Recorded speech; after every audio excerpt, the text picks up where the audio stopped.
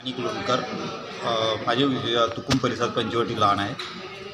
कणी तेथील नगरसेवक श्री सुरेश प्रचारे हे मला नेहमी वारंवार पैशासाठी तगादा लावायचे. बरेचदा दिले, ते नगरसेवक झाले तेव्हापासून.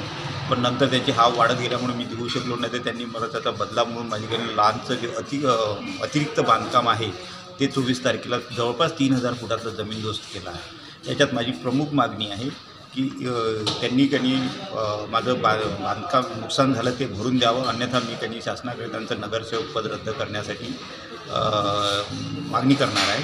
त्याचे मी पुरावे CD वगैरे सगळी शासनाला, कलेक्टरला, SP-ना, कमिशनरला सादर केली आहे. तसेच माझं जसं त्यांच्या नजरेत अतिरिक्त बांधकाम आलं तसं शहरात कितीतरी अतिरिक्त बांधकाम आले, काही वर्षापासून पडलेलं आहे, ते पाडणार आहेत का?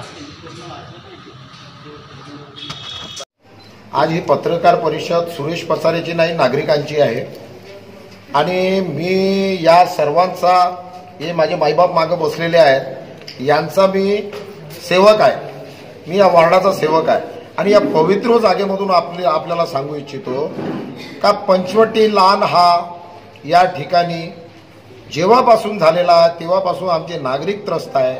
या ठिकाणी डीजेचा आवाज, या ठिकाणी फटाक्याची आतिषबाजी, या ठिकाणी पार्किंगची गैरसोय. त्यांनी लहान बांधला पण त्यांच्याकडे पार्किंगची कोणतीही व्यवस्था नाही. आणि चोर तो चोर ऊपर से सीनाजोरी अशातला प्रकार म्हणून आपल्याकडे पार्किंग नाही. लोकांच्या घरासमोर, दारासमोर गाड्या लावायच्या, लोकांच्या अंगावर जायचं, कोणी काही बोलला तर त्याच्याविरोधात तक्रार करायची, पोलीस स्टेशनला करायची, कोर्टामध्ये खिचायचं. या सर्व नागरिकांवर कुठं ना कुठं गुन्हे दाखल केलेले आहेत, कोणा ना कोणाला कोर्टामध्ये खिचलेलं आहे.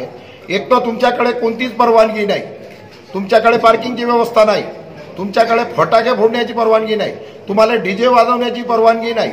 आमच्या तुकडोजी लेआउटचा जो ओपन स्पेस आहे त्याच्यामध्ये तुम्ही गाड्या पार्किंग करता. नागरिक नाराज आहे. मी दोन्ही साईडने कॉन्क्रीट ड्रेन बनवली, त्याच्यासाठी त्यांनी माझा विरोध सुरू केला. आणि सर्व पत्रकार बंधूचा धान डायव्हर्ट करण्यासाठी माझ्यावर खोटे नाटे आरोप लावले का सुरेश पचारे हा खंडणी मागतो आहे. भाऊ, मी माझं कारकिर्दीमध्ये आजपर्यंत कुणाला 1 रुपया मागितला नाही, तर खंडणी मागाचा विषयच नाही. कोणतेही बिनबुडाचे आरोप करण्यामध्ये तथ्य नाही. जर त्यांनी त्यांच्याकडे काही सत्यता असत तर त्यांनी कोर्टात जावं, अँटी करप्शनला जावं. ज्यावेळेस त्यांना हे आरोप झाले किंवा माझ्यावर त्यांना आरोप करायचे होते त्यावेळेस न करता आज का बरं त्यांना आठवण आली त्यांचा लाद तुटल्याबरोबर? का त्यांची ते चित्रफित समोर आली, का व्हिडिओ क्लिप समोर आली, हे ते सर्व कुठून आलं? हे कुठं जमा केलं होतं त्यांनी आजवरी? आज माझा हा प्रश्न आहे. आणि माझ्यावर हे केलेले आरोप आहे बिनबुडाचे आहे, ह्याचं मी खंडन करतो, निषेध करतो. आणि माझं त्याला म्हणणं एकच आहे. आजही आदरणीय लोणकरजीचं माझं म्हणणं आहे का त्यांनी जे काही आरोप केलेले आहे जाहीर माफी मागावी, नाहीतर याच्या विरोधात मी कोर्टामध्ये न्याय मागणार आहे आणि एक न्यायपालिकेमध्ये आपला दावा दाखल करणार आहे. माझा मानहानीचा दावा मी करणार आहे.